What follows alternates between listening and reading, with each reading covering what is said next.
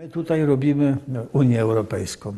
Wy możecie też, ale na zasadach wolnościowych. Rosja to piękny kraj, bogaty, po jaką cholerę te niektóre państwa wam na siłę trzymane. To tak wygląda, jak wie pan, jak się ktoś przeprowadza i samochód piękny, a na wierzch narzuca kanapę, tapczę, no tak Rosja wygląda. Po cholerę, zwal to, zobacz pan, jaki to piękny kraj. I teraz jak będzie piękny kraj, a pan może zrobić piękny kraj, bo bez tych winogron, to wtedy będą na ochotnika szli do was, a nie na siłę, sami przyjdą. Tylko właśnie, nie te metody, nie tak.